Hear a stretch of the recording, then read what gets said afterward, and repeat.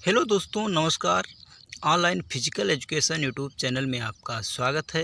दोस्तों, आज हम लोग देखेंगे खेल प्रशिक्षण एवं शिक्षण पद्धतियों से संबंधित महत्वपूर्ण वन लाइनर प्रश्नों को। तो आप लोग वीडियो को लाइक शेयर कर दीजिएगा। अगर चैनल पर पहली बार आए तो चैनल को सब्सक्राइब कर लीजिएगा। दोस्तों, आज का पहला प्रश्न देखते हैं। वह योग्यता जिसको कि नियमन प्रक्रिया और गामक नियंत्रण के दृढ़ और आदर्श नमूनों के रूप में समझा जाता है तथा जो खिलाड़ी द्वारा सामूहिक गतिविधियों को अच्छे प्रभाव एवं गुण के साथ करने के लिए खिलाड़ी को योग्य बनाता है। तो आंसर हो जाएगा समन्वय योग्यता। अगला प्रश्न देखते हैं। समन्वय योग्यता को कितने भागों में वर्गीकृत किया गया है? तो 7 भागों में। अगला प्रश्न, वह कौन सी योग्यता होती है जो एक क्रिया के क्षेत्र से संबंधित समय और स्थान में शरीर की गतिविधियों एवं स्थिति में परिवर्तन का निर्धारण करती है? तो आंसर हो जाएगा ओरिएंटेशन एबिलिटी। अगला प्रश्न है, वह कौन सी योग्यता होती है जो संकेत के साथ प्रभावी रूप से शीघ्र प्रतिक्रिया करती है?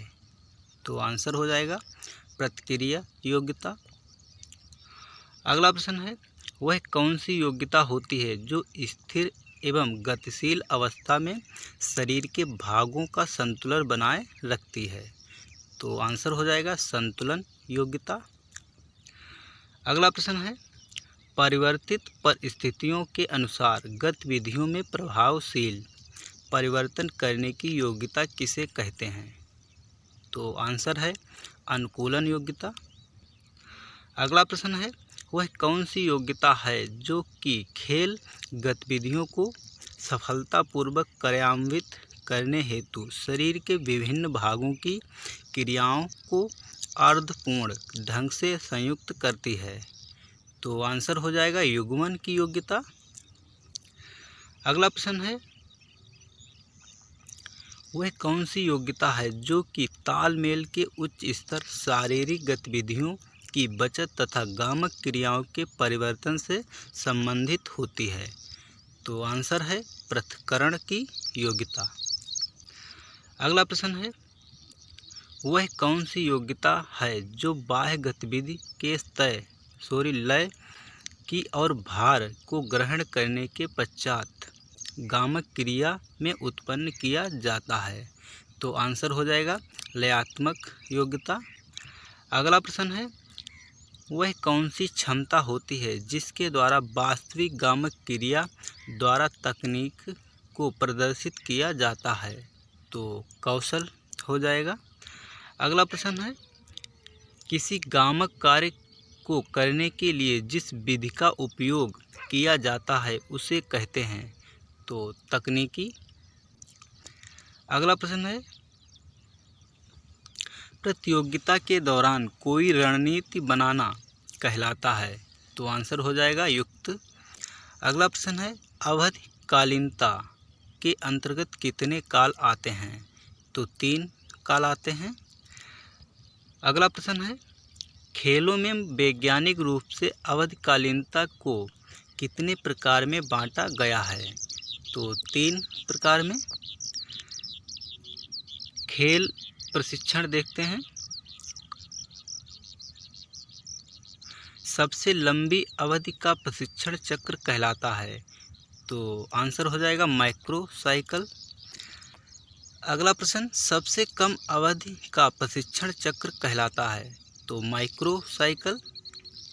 और अगला प्रश्न है, 3 से 6 सप्ताह तक चलने वाला प्रशिक्षण चक्र कहलाता है? तो मेसो साइकिल। अगला प्रश्न है, 3 से 10 दिन तक चलने वाला प्रशिक्षण चक्र कहलाता है? तो आंसर हो जाएगा माइक्रो साइकिल। अगला प्रश्न है, एवं ताकत का संयुक्त मिश्रण कहलाता है? तो आंसर हो जाएगा विस्फोटक क्षमता। अगला प्रश्न है, तनाव बढ़ने पर मांसपेशी की लंबाई कम होना कहलाता है? तो आंसर है कंसेंट्रिक कंट्यूशन। अगला प्रश्न है, शक्ति सहनशीलता विकसित करने के लिए प्रशिक्षण की सघनता होनी चाहिए। तो 40 से 60%। अगला प्रश्न है, स्पीड एबिलिटी अधिकतम ताकत एवं एक्सप्लोसिव शक्ति को विकसित किया जाता है। तो बारंबारता पद्धति से। अगला प्रश्न है, लचीलापन या लचकता कितने प्रकार की होती है? तो आंसर है 2 प्रकार की। अगला प्रश्न है, क्रियाशील लचीलापन एवं अक्रियाशील लचीलापन किसके प्रकार हैं? तो लचीलेपन के। अगला प्रश्न है, लयबद्ध खिंचाव विधि, मंद खिंचाव विधि एवं मंद खिंचाव व स्थिरता विधि किसको विकसित करती है? तो आंसर हो जाएगा लचीलेपन को। अगला प्रश्न है, लयबद्ध खिंचाव, लयबद्ध गति, बाउंसिंग और बॉबिंग के साथ खिंचाव के साथ खिंचाव की मुद्रा को प्राप्त करने की विधि को क्या कहते हैं? तो ब्लास्टिक स्ट्रेच विधि। अगला प्रश्न है, लचीलेपन को विकसित करने की विधि को क्या कहते हैं जिसमें प्रग्राहकों की तंत्रिका मांसपेशियों को उत्तेजित करती हैं? तो आंसर हो जाएगा पोस्ट आइसोमेट्रिक स्ट्रेच विधि। अगला प्रश्न है, अच्छे लचीलेपन के लिए शरीर के कौन से भाग इसके अनुरूप होने चाहिए? तो आंसर है हृदय एवं संधि। अगला प्रश्न है, चाल गति क्षमता के कितने प्रकार होते हैं? तो 5 प्रकार होते हैं।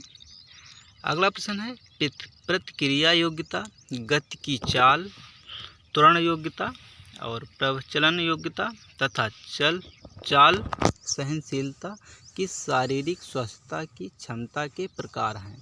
तो आंसर है सहनशीलता के। अगला प्रश्न है, गति योग्यता की साधारण प्रतिक्रिया योग्यता को विकसित करने के लिए कौन कौन सी विधि अपनाई जाती हैं? तो आंसर है पुनरावृत्ति विधि, संवेदी विधि और सामान्य विधि। अगला प्रश्न है, गति योग्यता की जटिल प्रतिक्रिया योग्यता को विकसित करने की कौन कौन सी विधि अपनाई जाती हैं? तो आंसर है पूर्वानुमान विधि एवं अनुक्रिया विधि। अगला प्रश्न, तेज गति से किसी चाल की पुनरावृत्ति आसान सी स्थिति में किसी चाल का अभ्यास कराना एवं अभ्यास को तेज एवं लयात्मक तरीके से कराना, यह सभी किसको विकसित करने के लिए कराया जाता है? तो आंसर हो जाएगा गति चाल को। अगला प्रश्न है, चाल सहनशीलता को विकसित करने के लिए किन विधियों का उपयोग किया जाता है? तो आंसर होगा पुनरावृत्ति विधि एवं अंतराल विधि। अगला प्रश्न है,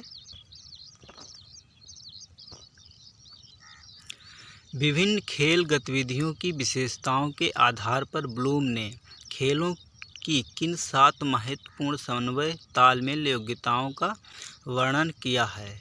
तो आंसर है युग्मन की योग्यता तथा पृथक्करण की योग्यता। अगला प्रश्न है, स्फूर्ति को प्रभावित करने वाले तत्व हैं? तो आंसर है आयु, मौसम एवं थकावट। अगला प्रश्न है, आयु, लिंग, शारीरिक बनावट एवं खुराक तथा मौसम किसको प्रभावित करने वाले कारक हैं? तो आंसर है शारीरिक स्वास्थ्यता को। अगला प्रश्न है, खिलाड़ी की गतिशीलता तथा विशेष ताकत, बल व सहन शक्ति एवं तकनीक किसको प्रभावित करने वाले कारक हैं? तो आंसर है गति को। अगला प्रश्न है, उन्नत स्वास्थ्य तथा तंदुरुस्ती में सुधार, उन्नत रंग रूप एवं सामाजिक जीवन का बढ़ना तथा दमखम स्टेमिना बढ़ना, ये सभी लाभ किसके होते हैं? तो आंसर हो जाएगा शारीरिक स्वास्थ्यता के। अगला प्रश्न है, एक ही स्थान पर दौड़ने पर लगभग कितनी कैलोरी की खपत होती है? तो आंसर हो जाएगा 550 कैलोरी की। अगला प्रश्न है 6 मील प्रति घंटे की रफ्तार से साइकिलिंग करने पर लगभग कितनी कैलोरी ऊर्जा का व्यय होता है? तो आंसर हो जाएगा 4000 से 5000 कैलोरी का। अगला प्रश्न है 4 मील प्रति घंटा की दर से चलने पर कितनी कैलोरी ऊर्जा की खपत होती है? तो आंसर है 2500 से 3000 कैलोरी। अगला प्रश्न है शरीर या देह की मुख्य तौर पर शेल्डन द्वारा कितने और कौन कौन सी किस्में बताई गई हैं? तो आंसर हो जाएगा एंडोमॉर्फ, मेसोमॉर्फ एवं एस्टोमॉर्फ। अगला प्रश्न है खिलाड़ी के अच्छे प्रदर्शन के लिए चिंता का स्तर कितना होना चाहिए? तो आंसर हो जाएगा 20 का। अगला प्रश्न है एक खिलाड़ी को अपने अभ्यास से लगभग कितने घंटे पहले भोजन करना चाहिए? 3 से 4 घंटे पहले। कौन सा समय कसरत के लिए श्रेष्ठ माना जाता है? तो आंसर है सुबह का। अगला प्रश्न है शारीरिक स्वस्थता। तो शारीरिक फिटनेस व्यक्ति को अवयव क्षमता से संबद्ध है, जिसमें हम अपने रोजाना के सामान्य कार्य बिना थके या थकान के साथ संपन्न करते हैं और अचानक आने वाली किसी आपात स्थिति से निपटने के लिए पर्याप्त बल और ऊर्जा सुरक्षित रखते हैं। यह किसने कहा? तो आंसर हो जाएगा निक्सन ने। अगला प्रश्न है फिजिकल फिटनेस को कितने भागों में विभाजित किया जा सकता है? तो आंसर है 2 भागों में। अगला प्रश्न है फिजिकल फिटनेस को कौन से 2 भागों में वर्गीकृत किया गया है? तो आंसर हो जाएगा हेल्थ रिलेटेड फिटनेस तथा मोटर स्किल रिलेटेड फिटनेस। अगला प्रश्न है कार्डियो रेस्पिरेटरी एंडोरेंस, फ्लेक्सिबिलिटी तथा बॉडी कंपोजिशन एवं मांसपेशीय ताकत एवं सहनशीलता ये सभी किसके अवयव हैं? तो आंसर हो जाएगा हेल्थ रिलेटेड फिजिकल फिटनेस के। अगला प्रश्न है गामक कौशल संबंधित शारीरिक स्वस्थता के अवयव कितने होते हैं? तो आंसर हो जाएगा 6। अगला प्रश्न देखते हैं एवं शक्ति, चपलता तथा तालमेल तथा सहनशीलता एवं संतुलन ये सभी किसके अवयव हैं? तो आंसर होगा गामक कौशल संबंधित शारीरिक स्वास्थ्यता के। अगला प्रश्न है किसी कार्य को कम से कम समय में पूरा करने वाले अवयव को क्या कहते हैं? तो आंसर हो जाएगा गति। अगला प्रश्न है किसी कार्य को करते समय मांसपेशी तथा मांसपेशियों का समूह पूरे बल से कम समय में संकुचित होती है, इस घटक को क्या कहते हैं? तो आंसर हो जाएगा शक्ति। अगला प्रश्न है वह क्षमता जिसके द्वारा मानव शरीर जल्दी तथा प्रभावपूर्ण रूप से दिशा बदलता है। तो आंसर हो जाएगा चपलता। अगला प्रश्न है वह क्षमता जो मानव शरीर के समयावस्था को स्थिर तथा चलायमान स्थिति में बनाए रखता है। तो आंसर हो जाएगा संतुलन। अगला प्रश्न है मांसपेशी तथा मांसपेशियों की वह क्षमता जिसमें किसी कार्य को थकान की अवस्था में लंबे समय तक किया जा सकता है। तो यहाँ पर आंसर है मांसपेशीय सहनशीलता। अगला प्रश्न है मांसपेशी तथा मांसपेशियों की वह क्षमता जिसमें किसी प्रतिरोध के विपरीत कार्य किया जाता है। तो आंसर हो जाएगा मांसपेशीय ताकत। अगला प्रश्न है वह क्षमता जिसमें तंत्रिका तंत्र शरीर के विभिन्न अंगों में आपसी तालमेल बनाए रखता है। तो आंसर हो जाएगा सामंजस्य। अगला प्रश्न है हृदय तथा फेफड़ों की वह क्षमता जो किसी अभ्यास के दौरान तथा क्रिया के दौरान अपने प्रभावशाली रूप से व्यवस्थित करते हैं। तो आंसर हो जाएगा कार्डियो रेस्पिरेटरी एंडोरेंस। अगला प्रश्न है, वह क्षमता जिसमें व्यक्ति लंबे समय तक थकान की स्थिति में किसी कार्य को करता है। तो आंसर हो जाएगा सहनशीलता। अगला प्रश्न है, मांसपेशी तथा जोड़ों की वह क्षमता जो किसी संचलन गति को बड़े रूप में विस्तारित करती हो। तो आंसर हो जाएगा लचकता। अगला प्रश्न है, व्यक्ति की वह कुशलता जिसके द्वारा वह किसी भी कार्य को किसी भी वातावरण में आसानी से करता है उसे क्या कहते हैं। तो आंसर हो जाएगा शारीरिक स्वस्थता। अगला प्रश्न है, मानव शरीर के वसा युक्त मात्रा तथा बिना वसा की मात्रा के संयोजन को कहते हैं। तो आंसर हो जाएगा बॉडी कंपोजिशन। अगला प्रश्न है, गति की इकाई होती है। तो मीटर प्रति सेकंड। वसा की मात्रा किस यंत्र से मापी जाती है। तो स्किन फोल्ड कैलिपर से।